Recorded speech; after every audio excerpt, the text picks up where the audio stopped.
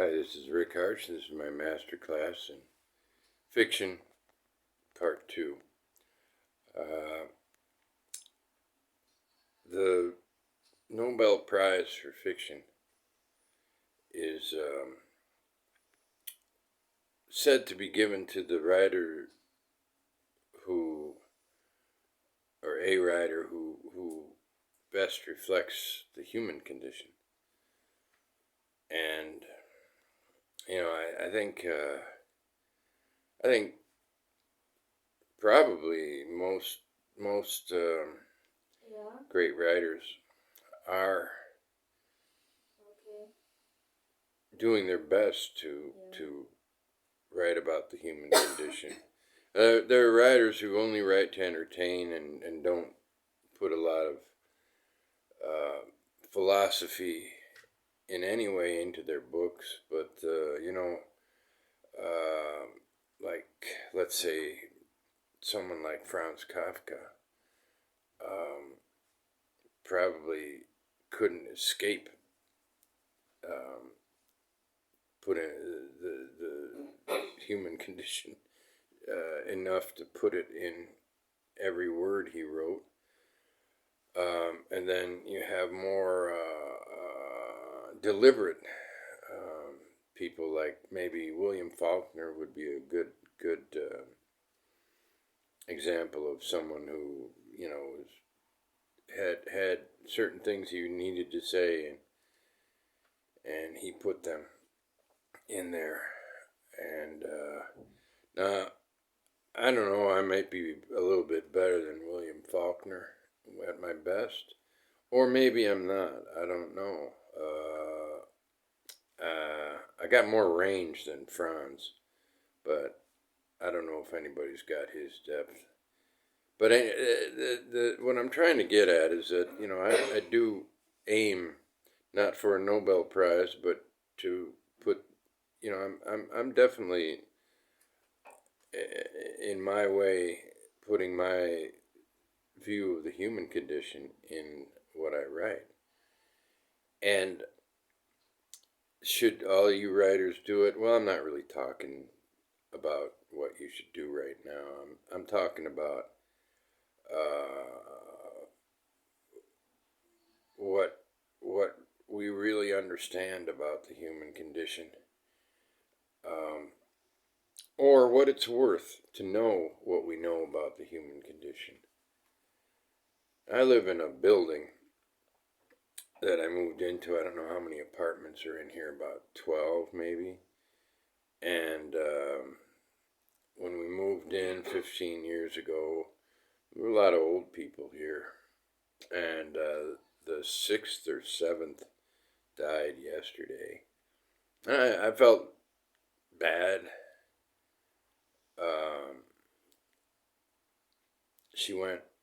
She had an accident or something. She fell down and couldn't get up for 4 hours. Nobody found her for 4 hours. And, you hear worse stories than that. But so she was put into a home 2 days ago and she died.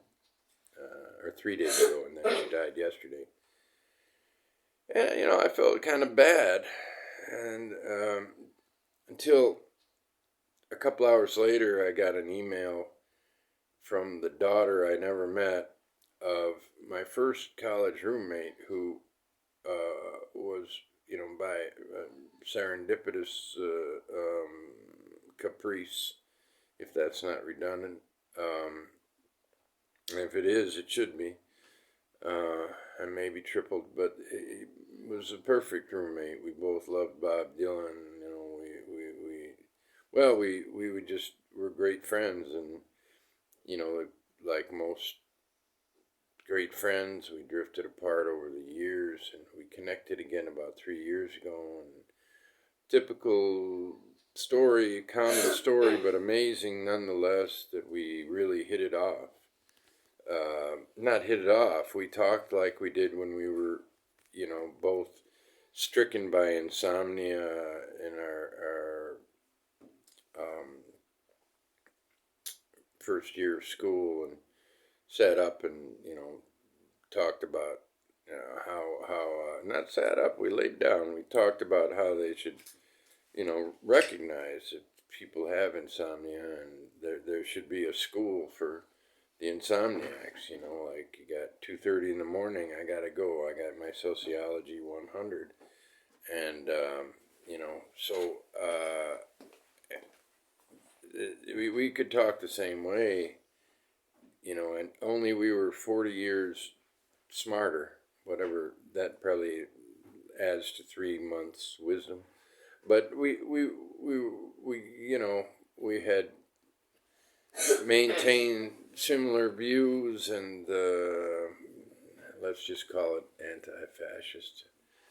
And he was pretty ill, heart problems. He'd had heart surgery, so had I, but mine was okay. And he had problems with diabetes, and so for the first year I was very nervous, and then for a couple of years I wasn't at all, because he was surviving, and so it came as a shock to get a note from his daughter that he died sometime over Thanksgiving. Wasn't seen one day, and then the next day somebody checked on him. He was up in Alaska teaching Native Americans of some kind. I don't think it's one that most people have heard of, or else maybe they have their proper name, and that's how he called them. And what I'm getting at, I guess, in terms of writing, and also I wanted to do something for Tom Franc. What can I do for Tom Franc? For his memory, just get on here and say something about Tom Franc. I don't have the time to tell my favorite stories, but what I want to say is that for all my reading and philosophy and literature, and for all my writing, I have no idea how to make this good. He was going to visit next summer, and now maybe one of his or both of his children will, but I'll never see him again, and I'll never hear from him again. And frankly, I don't know how to reconcile that. I don't know that we do reconcile that so much as we sort of forget it. When